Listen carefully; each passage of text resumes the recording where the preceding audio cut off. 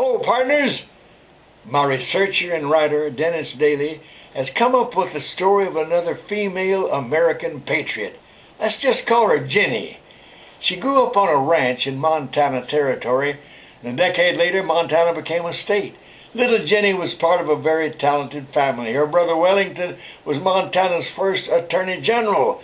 One of her sisters was Montana's first female lawyer. Hey, as a child, Jenny studied hard and worked hard. Yes, she was a true daughter of the ranch. She even did repairs on farm machinery and built a plank sidewalk in front of one of her father's buildings.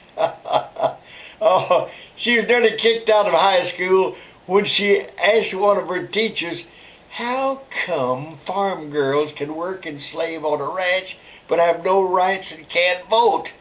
The teacher replied, that's a very good question, Jenny. Maybe someday you can fix that.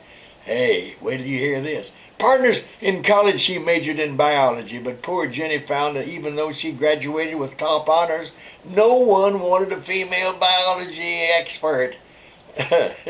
Jimmy, where's all this going? You're telling us about a girl named Jenny who likes a million other farm or ranch girls of her time, and what's this big deal about what she's going to do? What is this? Well, I can't tell you how glad you asked me that. Let's move ahead now slightly. Jenny is now 27 years old. After working for years and years in any job she could find, even as a furniture maker, Jenny said goodbye to rural Montana and went to San Francisco. She saw all the street people there. Yeah, partners, even the beautiful city of San Francisco had a big problem with the homeless back then. Jenny had to do something. She became a social worker and went to the worst slums of the city to help out. They then moved on to New York City and worked with charities there. At one of those big Manhattan charities meetings, a friend invited her to attend a special meeting of women who were demanding the right to vote. They were called suffragettes.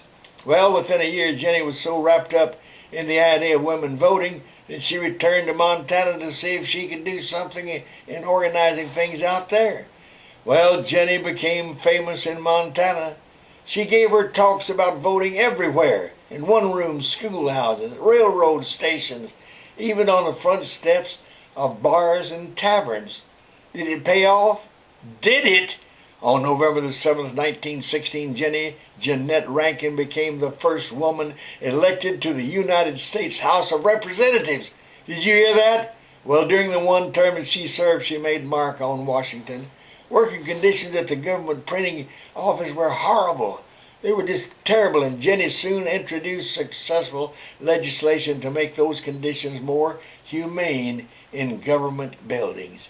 Bless her heart. After 2 years in Congress, she went back to Montana and remained active in politics. Now, partners, get this. In 1940, at the age of 60, she got so restless she ran for Congress again and won. That's right. A year later, the attack on Pearl Harbor happened and Congress voted to go to war. Wait a minute.